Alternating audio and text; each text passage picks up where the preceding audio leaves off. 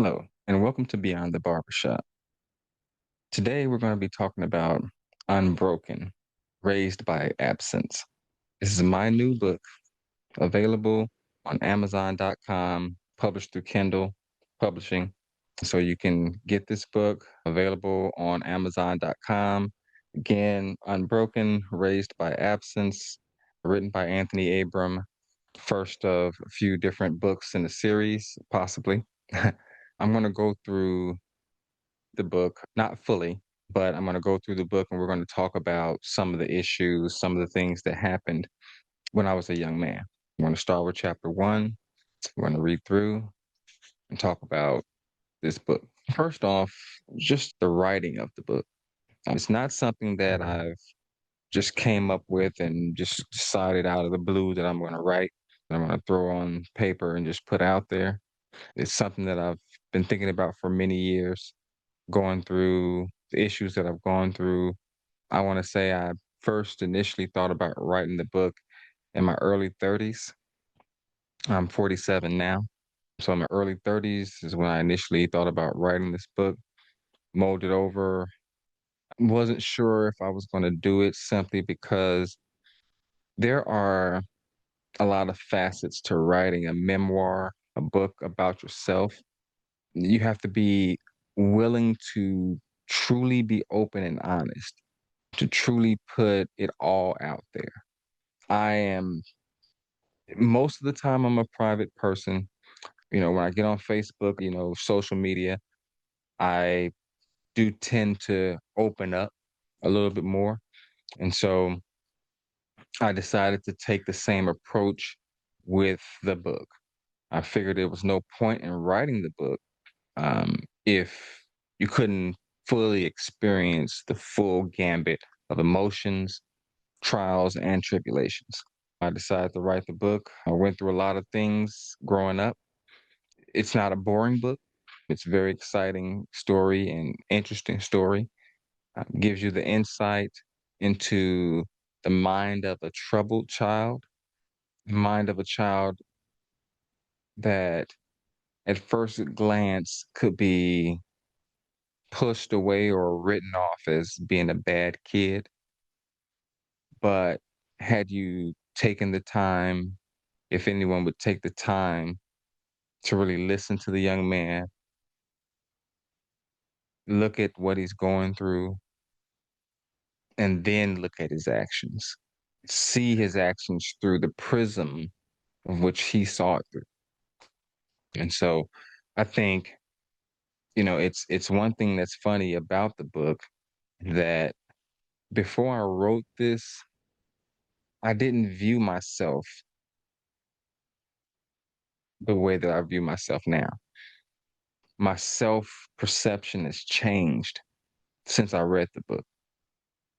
I'm not going to say I saw myself as perfect or I saw myself as being better than, but once I read the book, once I wrote the book rather, once I wrote the book, it started giving me insight into myself, allowed me to look at myself from the outside, looking in, and allowed me to see why some people may have been leery to connect with me, allowed me to see and understand the reactions that I got from some people. Not that I agree, but I understand them now because being able to step back and look at the picture and from the outside, you see if you had used certain biases, then yes, you would have said this was a bad child or that this child is not someone that I want my kid to be around or something like that. All right. And we're going to stop and we're going to talk about things as we go. Unbroken on shelves now. Check out Amazon.com. Again, has been released for about 2 weeks now. So get your copy today. Amazon.com. Unbroken, Raised by Absence, Anthony Abram. Chapter 1. The World Without a Mother. The first thing you learn growing up without a mother is that the world notices before you do. Adults ask questions in quiet voices. Teachers look at you a little longer than they do the other kids. People speak your name with a softness that feels different, even when you're too young to understand why. My mother died when I was 2 years old. At that age, you don't process loss the way adults do. There are no memories to hold on to, no clear images of her face to carry with you. Instead, there is just absence, a space where something important should have been. Most of what I know about my mother came from stories people told me later. They said she had a beautiful smile. They said she loved music. They said she had a warmth about her that made people feel comfortable around her. But the stories aren't the same as memories. You know, a friend of mine, actually my brother-in-law Tony, we were talking about this. We were talking about this very subject just a week ago.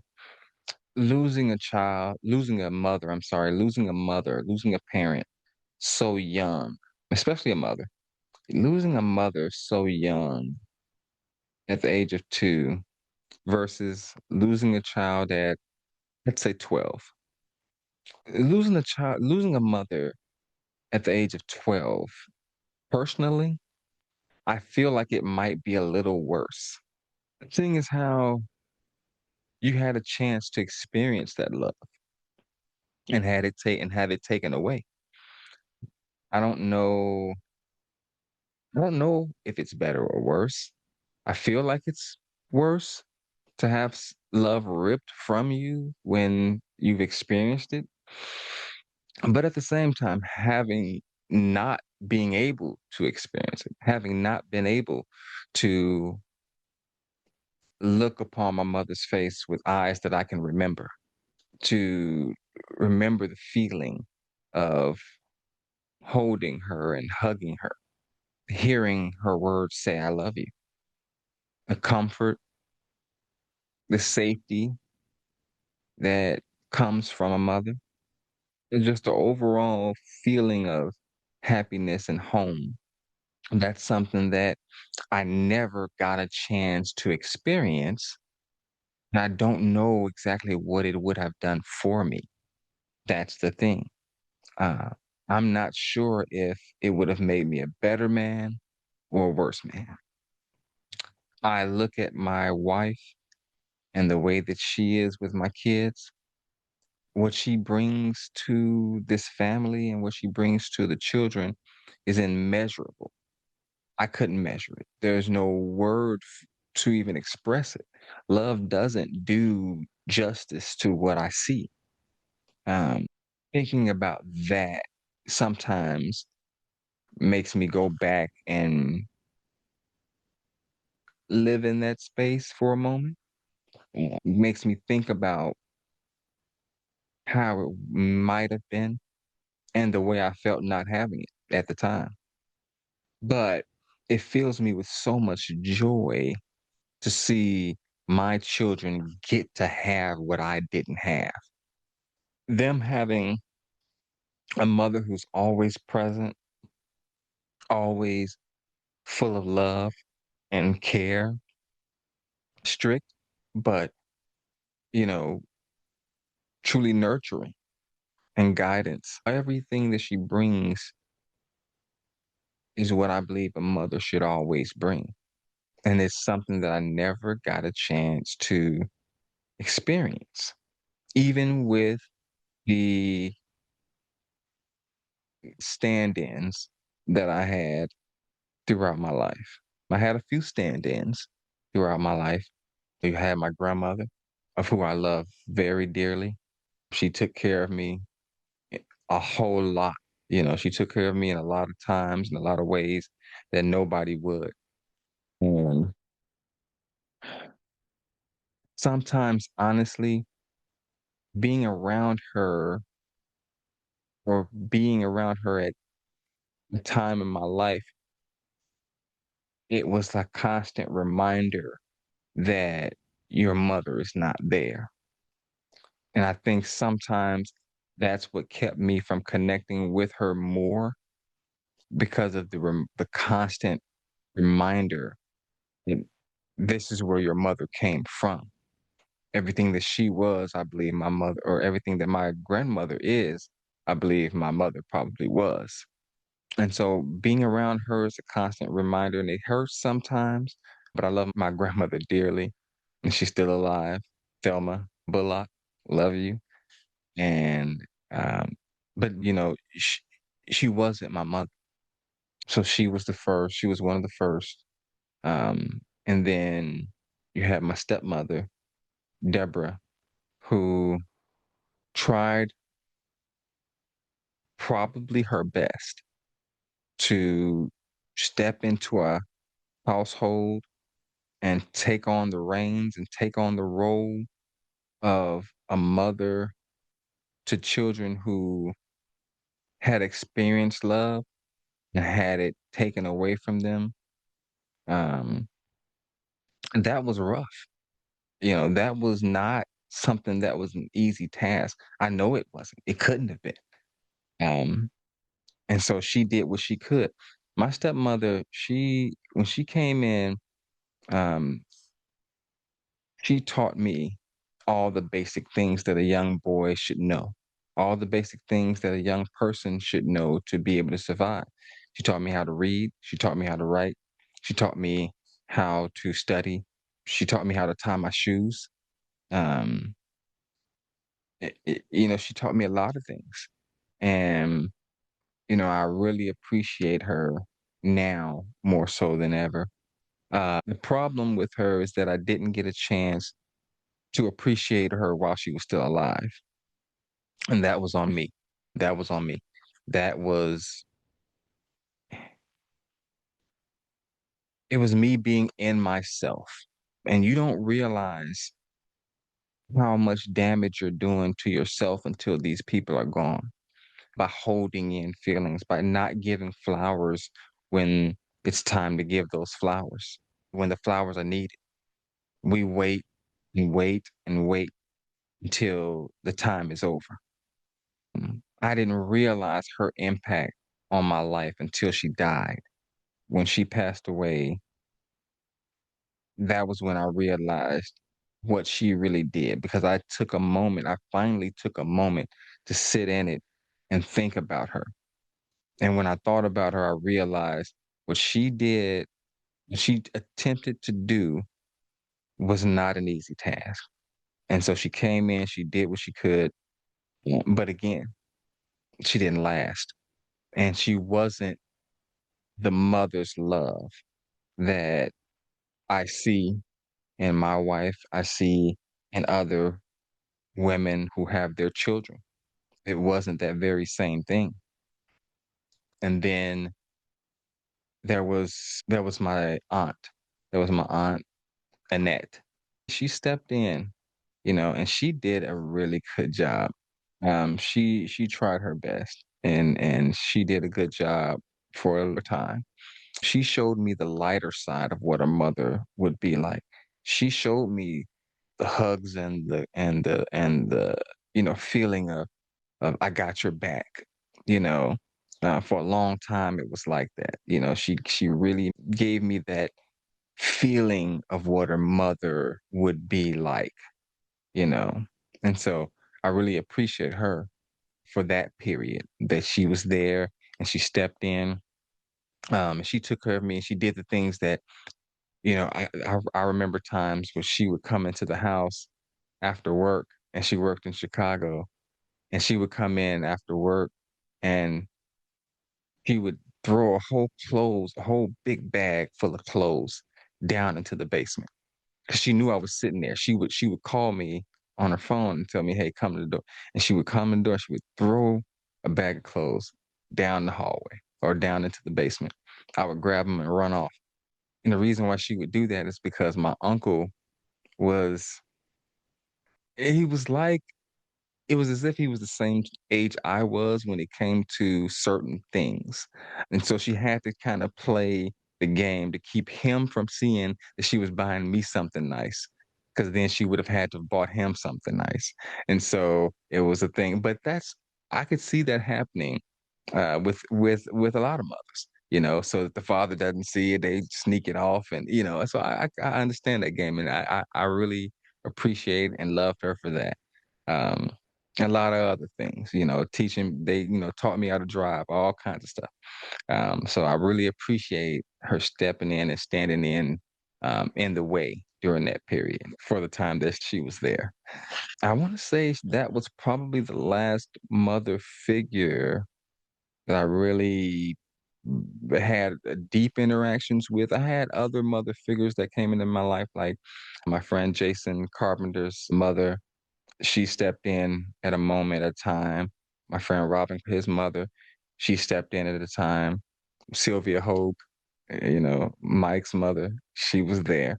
I said all of these friends' mothers were there to do for me when I couldn't do, when I didn't have someone to be there to do. They were a conglomerate of mothers who helped build me.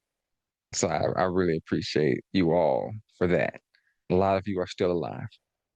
And so I really appreciate each and every last one of you for being the mothers that I needed at the time that I needed her. This book was not an easy book to write. Um, I spent a lot of days in tears because of the memories, the constant flooding back of emotions. Even now, it's hard for me to even talk about things because I can feel the emotions welling up inside of me. It cracks my voice a bit and all of that because I have to fight a little bit just to keep it back. All right. Chapter 2, The Classroom. School was where people first started noticing something was different about me. Not because I looked different, but because I sounded different. I had a stutter. Talking in front of people felt like trying to push words through a locked door. My mind knew exactly what I wanted to say, but my mouth would hesitate, trip, or stall before words could even come out. Kids notice things like that quickly. And kids can be cruel without even realizing it. Sometimes they laughed, sometimes they mocked me as I spoke while I was speaking. Sometimes they just looked at me with a confused look, just wondering, watching me as I struggled to get the words out with their mouth open, like, Mm.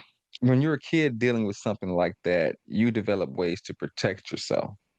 Um, you know, one way that I learned to protect myself is by just not speaking. It caused me to withdraw, caused me not to raise my hand when I knew the answer to the question. And so it caused me not to want to speak. And so that's one thing that we as parents have to do. I find myself doing this with my children. My children stutter the same way I do. Theirs is not as bad as mine is, thank goodness, but they stutter also. So since they've been born, I've always taught them not to tease other kids for their disabilities. Don't tease kids because they stutter. Don't tease a child because they may walk funny or even if they smell funny. Whatever the case is, don't tease kids for their issues because you have issues of your own. And so you don't want anyone teasing you about your issues. Those things they can cause a mental effect to some kids. It could change their whole personality. You can go from someone who's outgoing and outspoken and has so much energy and so much that he has to get out to this world, but because he's now he's been embarrassed and been talked about so badly or embarrassed so badly that he doesn't want to open his mouth anymore. He doesn't want to share this information or share this knowledge or share this love that he or she has. They can't do that now or feel like they don't want to do that now. They don't want to open up and talk about their feelings. They don't want to tell you what's wrong with them because now when they open up their mouth and stutter, there's a feeling inside of them that now I can't get this out. Now someone's going to make fun of me because of my impediment. But that's one thing that we have to do as people, not black, white, or anything, just as people, to make sure that we teach our kids not to tease, not to bully other kids, because each and every last one of these kids has something wrong with them, you know? So if you don't want it coming back at you, you don't put it at anyone else. Still in chapter 2, a few years later in middle school, something else happened that showed me just how quickly situations could get out of control. I was in the hallway playing around with my friend Derek. We were wrestling like kids sometimes do, just joking around. But Derek's older cousin didn't know we were playing. His name was Big C. Big C saw us from the other end of the hallway and came running toward us. Before I could react, he grabbed me from behind and locked me in a chokehold.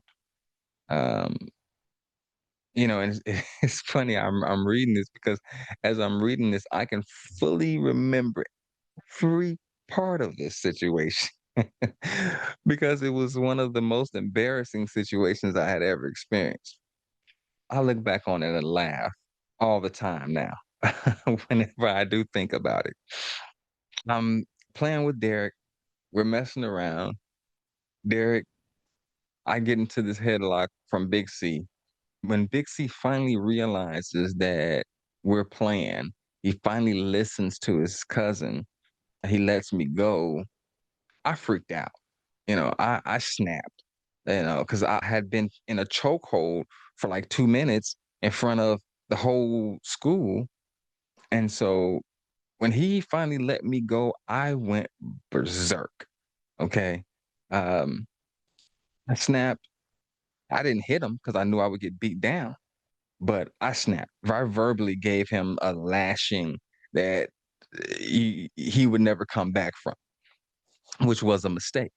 I have had to learn all of my life to shut up, when to shut up, when to keep my mouth shut.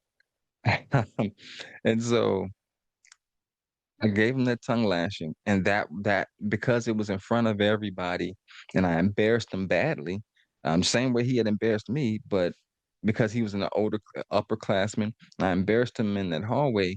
That was enough. He had set his mind that he was going to beat me to a pulp.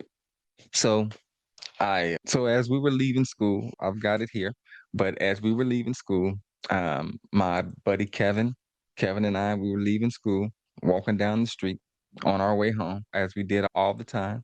But I knew something was going to happen because Big C had already said that he was going to get me after school. So Big C had already made it known that it was going to be on. But after school, I was trying to get out of there quick, fast, and in a hurry. I made a beeline to Kevin. Kevin was a good friend of mine. He was my best friend's brother at the time. Then me and him grew to be good friends. But Kevin said, "Hey, let's walk home." We're walking home. And as we're walking, I can hear commotion. And so I take a look back. And when I took a look back, I realized that there's a sea of kids back there, about 2/3 of a mile back behind us, maybe 1/3 of a mile, about a quarter mile behind us. There's maybe 30, 40 kids back there. To me, that was a C. There's 30, 40 kids back there. Um, I tell Kevin, hey, there's a bunch of folks back there. We better get moving. So we're walking a little bit faster at this point, steady walking. Next thing you know, I hear tap, tap, tap. I hear like a couple of footsteps directly behind me. And the moment I turned my face around, I got knocked out. Hit in the face, hit in the eye. I don't know where it was, but I got hit and it dazed the heck out of me. And so it was like once I got hit, it was as if the sea of kids just immediately appeared upon us and they circled us. We were right in the back of Derek's backyard. We were right behind Derek's house. And a sea of people around us. I got hit. I was dazed, confused, and angry. And a lot of you should know when a kid gets angry, they have a tendency to cry. At least I did. When I was angry and I got super mad and I was ready to go on fire when I was little, I would cry. And I would still be fighting, but I would be crying the whole time. so so I started crying and I charged him. I charged him foolishly and I charged him with my head down. So I'm not even looking at it. I'm just, yeah. So as I go to him, he hits me. Pa, once again. I think this was an uppercut though. Uppercut, because all I remember is looking up and then hitting the ground. So I hit the ground. And once I hit the ground, the most embarrassing thing happened to me. It was the funniest thing, but it was the most embarrassing thing. Here I am on the ground on all fours, wiping the tears out of my eyes and the blood off my face. And before I could get up off of all fours, some girl comes out of the crowd, jumps on my back, and rides me like a like a horse. So that's the story. That's the story of what I want to say. Maybe in my second or third fight. Um, but at that time, once that happened, there were, I turned around and I looked because I'm looking for Kevin at this point because I'm like, I'm getting my butt whooped over here. I'll turn around, I look at Kevin. Kevin's fighting three other upperclassmen that are 2, 3 grades above us. Uh, he's over there scrapping with them, keeping them at bay. So there was nothing he could do to help. Luckily, there was a neighbor, two women. They came out. They saw the big fight. They grabbed me and Kevin. They said, "Hey, we're going to take you guys home." And back in the what was that, the 80s? Back in the 80s, that was okay. There was no issue. There was no problem with a stranger taking you home. We only lived about 2 miles away, not even 2 miles. And so it was no problem for a stranger to take a child home. So we hopped in the car with them. They took us right home. Um, but though times are different now. I would never tell my child to hop in the car with any stranger. I don't care what's going on. You get away from the situation, but you don't hop in the car with a stranger. You get out of there. If you see a police officer, yeah, you let them know, man, it's okay to get in their car, hopefully, but that's what that was all about. Chapter 3, Mr. Thomas, the man who saw me.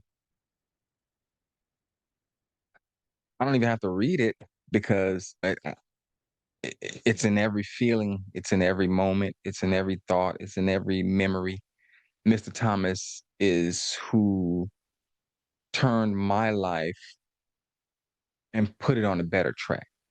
I could have been one of these thug life, do nothings, doesn't know how to be a real man, doesn't know how to have any softness. I could have been like that. I don't want to be like that, never wanted to be like that, but I could have been like that if not for people like Mr. Thomas. Mr. Thomas came around when I was in the fifth grade. Actually, no, I believe, and I met him when I was in the fourth grade. But in the fifth grade is when Mr. Thomas saw what was happening to me. 4th grade wasn't that bad. It was 5th grade. 5th grade, my grades were straight Fs, my first report card. Straight Fs. I don't even think I had a D on there. I think I may have 1D, but it was pretty much straight Fs. And Mr. Thomas knew that because he had interacted with me several times in art classes and music class and all that type of stuff. So it was no problem with the arts, but with main curricular, the reading, writing, and math, that's where I had a problem. He saw that the it wasn't the work. He knew how smart I was. He knew I was a very smart kid. So he knew it wasn't the work. It was me. It was my mind. It was my desire. And I think he realized from the start what he needed to do. What he needed to do was to change my focus from the other things that I was focusing on, which were girls and playing around and goofing around and all that stuff. And he needed to focus my mind into taking care of the job that was happening at the time. Focus my mind on the task at hand, I guess is the proper terminology. And he explained to me and he took his time every single day. Mr. Thomas would take me out of class every single day and he would sit me down and he would go over work. He would go over things that the teacher had already gone over, or he would go over things that I may have done and got bad grades on. Today, they call that a can't think of what they call it. Today, they call that a I can't think of the name of what they call it today, but my son has one. My son has a teacher that's like that. He even looks similar, very similar to Mr. Thomas, and takes an interest in him the same way Mr. Thomas took an interest in me. And so I'm really appreciative for those programs that are now actually put in place for kids. During that time, there was not a program in place. He took it upon himself to do what he did. Now there were other programs that were available, but they were more on the artsy program side. So there was a program called Art Smart that we would do after school where we would go around and we did a painting for the village in Gary where we painted all the windows and in the village and all of that stuff during our time with him. And so those are the things that he would do. He was a great man. He was a great mentor, motivational person who took an interest in me and showed me that I could be more than what I was being. He showed me that I was better than what I was trying to let on to be. Mr. Thomas, not only did he take an interest in me on the curricular side, but even on the extracurricular, he put me in play. The first play that we ever did at that school, he made me pretty much the star of that play because he knew what was in me. He knew what was there. And he saw it when no one else did. And so he would have me play certain characters. And it's funny because he gave me my first role as a host. I played Arsenio Hall, having my own show as Arsenio Hall, where I would interview guests, have them speak, talk about things, we would sing, and a whole little shebang. So again, I really appreciate Mr. Thomas. He turned my life and placed me in the direction of the arts. And that's what kept me out of the streets was the arts. Later on, going to Emerson, which is what we're going to talk about later on in the series as we talk about this book. Chapter 4, Family Collapse. When everyone started leaving. That's the subtitle. That's when things just got bad. When the house was together, things were fine. The house was together, everybody was at home, everyone was doing what needed to be done. Chores got done, things got done, everybody was in their right places, and the house felt a little happier then. But once people started leaving, started disappearing, That's when things started slowly dissipating. Cracks started forming in our foundation. I noticed it. My sister started leaving. She would leave the house. She would be out with her friends. My brother started leaving the house. He would be out with his friends. They were no more than maybe 15, 16 years old. It's fully understandable. It's 110% understandable. But as a parent, you have to step back and be able to see the cracks forming in your foundations. You have to be able to step back and see what a lack of togetherness is causing. And when you see it, you have to do something about it. You have to create those togetherness memories. You have to be the glue that keeps the whole family together. And so you have to sit and you have to really think about those things. Today, me and my boys, and actually the whole family, we went to the movies today. I didn't want to. I didn't feel like it. It's Sunday. I knew I had a lot of recording to do. I knew I have to cook. I have a lot of things I got to do today since my wife is going to work this afternoon. But and still, I wanted to take my kids to the movies and create a memory and create some time together and create that glue and put a little bit more glue on the pieces that I'm trying to put together, on the family that I'm trying to build. And my wife noticed it and she immediately hopped up. Even though she worked, she had just got off work at 7 a.m. She wanted to go to the movies with us only because she wanted to create the memory. She was tired. She wanted to sleep. She wanted to do the things that she needed to do, but she knew immediately that we need to create memories. And she got up. She said, I'm going with you guys. She may have slept halfway through the movie, but she got up and she went and she created that memory with me and the kids. So that's just a little bit more glue on the puzzle that we're putting together. And it's all types of other subjects and things and that we do as a family that we do it because we're trying to put glue on the puzzle. We're trying to keep the puzzle pieces together. We want to solidify it and make it to where it'll never break. So when the hard times do come, the winds do blow, nothing will shake the foundation. And so that's what we're doing as parents. That's what I believe every parent needs to do. Every father in their household needs to be able to take inventory of himself first and then of his family. We all started leaving the house because of a lack of our mother's love. Because our mother's love wasn't at home and our father had abandoned us to work. He was there in the household, but he would work so much.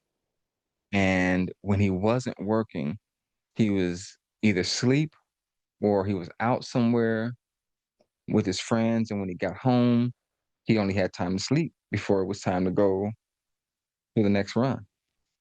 And I understand having to work. I understand when you have to work.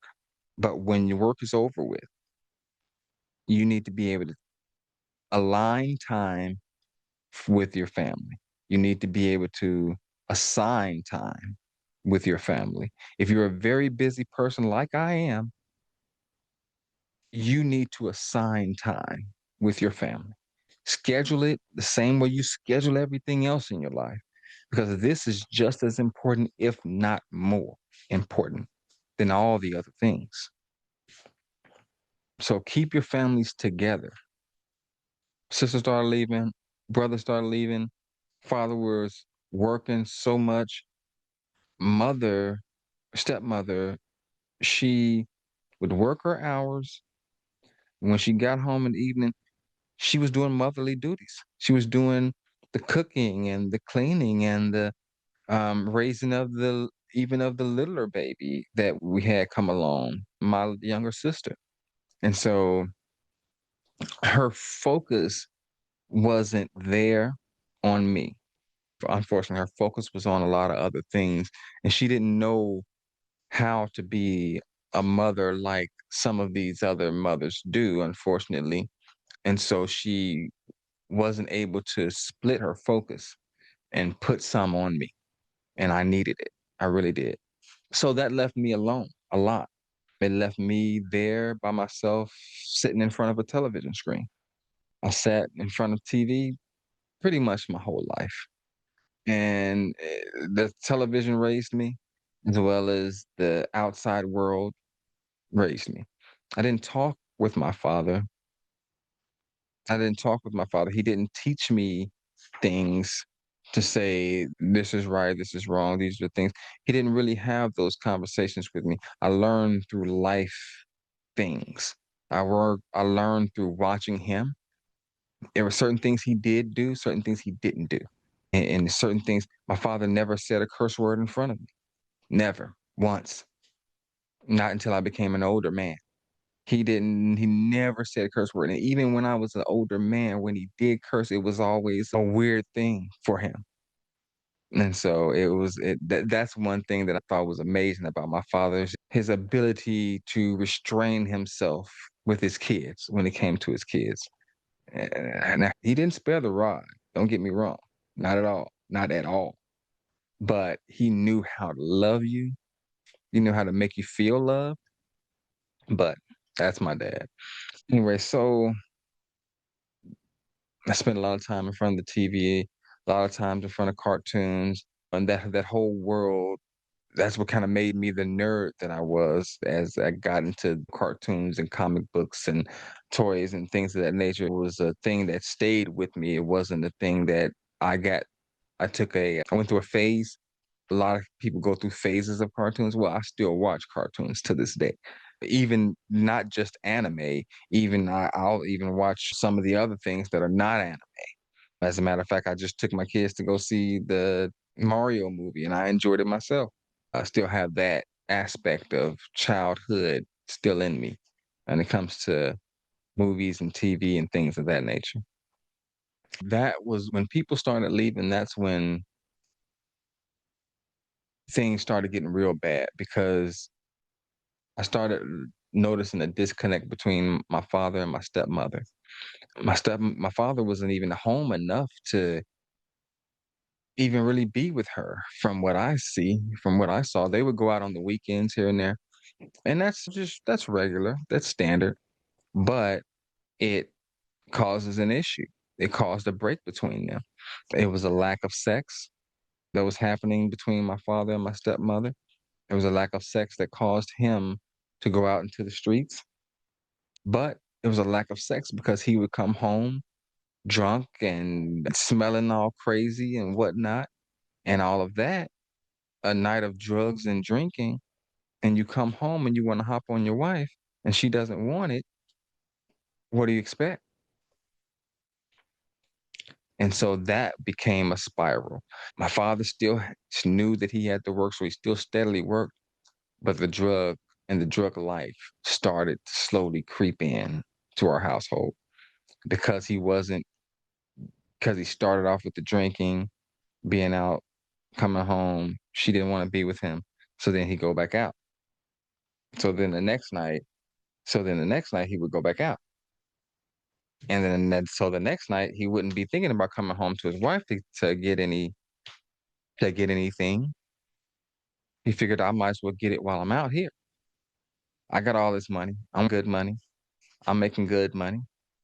These young ladies out here at the place we getting the drugs from and we drinking and stuff like that, they'll ride with me. No problem. And so in his mind, he'll knock one off, come on home, be the family man. But that was just the start of a crumbling down of the foundation of the home. That is what crumbled the home. That's what destroyed the home. Drugs and a lack of love. So again, he that would happen. And of course, my stepmother gave up. It only makes sense. After a certain point, the kids are disrespectful. She's not getting the love and respect from the husband either. Why should she be there? She figures she can take her one child that she birthed and leave. And that's exactly what she did. But we'll get into that chapter soon. Chapter 5, the Golden Family. There was a family that lived across the street from me growing up. I won't say their names just for the sake of privacy in the book and all. But the Golden family, they were a good family. They are a good family. They are a good family. I even to this day, I love them all. Toy Golden, Princess Toy.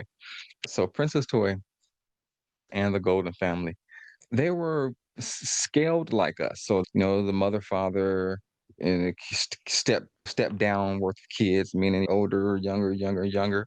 We had that same kind of dynamic going, but they were a little older. Each child was like a little older than us, or something like that. I was older than their youngest kid, but every other child was a little bit older than the other kids. Their home seemed better. Seemed like it was full of love, happiness, structure. It seemed like a great place to be, a great place to have had to when I went over there, I felt like this was a home. And it was like people all around, and there was always a lot of people there. And it was because she ran a daycare in the basement, but the home just always felt like the home just always felt like a loving, happy, interesting, lively home. I would have to go over there a lot because of the daycare. There's a daycare in the basement. Even though I didn't really s wasn't really a part of the daycare, because I lived across the street, it was like an aftercare type of situation. I would go out to over there, and I would be there for aftercare until my parents got home, just depending on the day. Um, I remember hating to be down in that basement because being down in the basement, I felt like I was a baby. I felt like I was a child, which I was a child, but I felt even more of a child. And I think that was more because Princess Toy was upstairs. She lived there, so she wasn't part of the daycare scene. She was younger than me slightly, but I had the biggest crush on Princess Toy at the time. She was so pretty to me, so elegant, had a gracefulness to her, and she was just a great young lady. I remember a time I remember a time when I was at the house. I was waiting on my parents to come home, and somehow I was able to upstairs. I was upstairs and I was in Toy's room, her bedroom. We had got her parents to let us play the Nintendo that was in her bedroom. And we're there playing as I'm watching. That's what it was, I think, because I was watching for my parents to come home and I could see my house from her bedroom window. And so I'm there and we're playing the game. And I think right around that time, I was able to convince her that she liked me. I was always good at convincing people that of something different than what they really thought. But I was able to convince her that she liked me. And so from there, we called ourselves liking each other for maybe 2 weeks. And after that was it. I really enjoyed that family, even her friendship, just friendship throughout the years. Her friendship has meant a lot to me, her family's friendship, her mother. That was another great mother that came along in my life, who was always there. She was always there to watch over me. Even times when I didn't know she was watching over me, I know she was. Miss Golden, you know who you are. Um, love you, love your family. You know,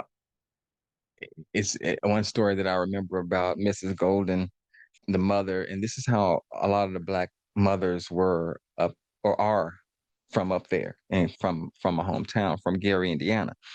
Years later, I went back home. I was married, you know, I had to been maybe 30, maybe 35, 30 or 35 years old. And I was married and I went back to look at my old home. I took my wife back to look at the home that I grew up in. And when we did, Miss Golden was there. She was outside. She had just pulled up. She had bags of groceries. and she saw me out there. I saw her, I got out, I went up, gave her a hug, and she put groceries right in my hand. She put grocery bags right in my hands, telling me to get them groceries in the house. But that's what I'm talking about. That's that mother. If she did that, it immediately just warmed my heart.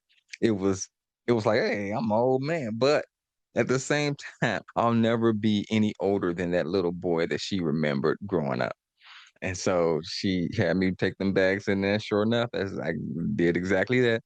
Took them bags in there, introduced her to my wife, gave her a hug, kiss, loved her, and that was it. Talked with her for a minute. But it was because of her that some of the things in my life was able to be saved. When my father finally lost the house that we grew up in across the street from them, he was deep into drugs at this time when he lost the house, and I was living away with some family member at the time. I think it was my grandmother. But my father lost everything. They came, they took the house, they put everything that we owned that was in the house out on the streets. And Mrs. Golden, she went over there and she dug through all of it. She dug through it all to find the important things. And she did find some important items for our family, some important things about my father, all of his military records and his medals and stuff like that. Because my father was an amazing military man. During his brief period in the army, where he had a hell of a story in the army. My father went through some traumatic things in that army. And as I wrote this story, I started to write my second book, which is a book about him and his story. My father's story. I'll give you a quick snapshot. Of my father's story, born in Mississippi, and when he was in Gary, he went to the military. And when he went to Vietnam, which was the year he signed up, he went to Vietnam and his convoy, his group was ambushed. All of the members in his platoon or in his unit were killed, except for him. They were ambushed, and I believe it was at night. The story goes, it was at night, and when the ambush came, it blew up all kinds of stuff, and everybody's dead. My father lived underneath bodies for 3 days. He hid underneath the bodies, the fallen soldiers of his unit. He hid underneath their bodies for 3 days. Even as the Viet Cong walked around him, as days went, he could hear them walking around him, talking, and he's underneath dead bodies. But that's a different story. It's a different book. It's coming to you soon. But she took those medals. We got the Purple Heart, some airmen stuff, a few different things. She got all of that. She got all of those mementos, all of those medals, and the paperwork and the pictures. And she made a collage. Her and my grandmother, they made a collage for me to have, for me to keep. And because they knew that he was all I had.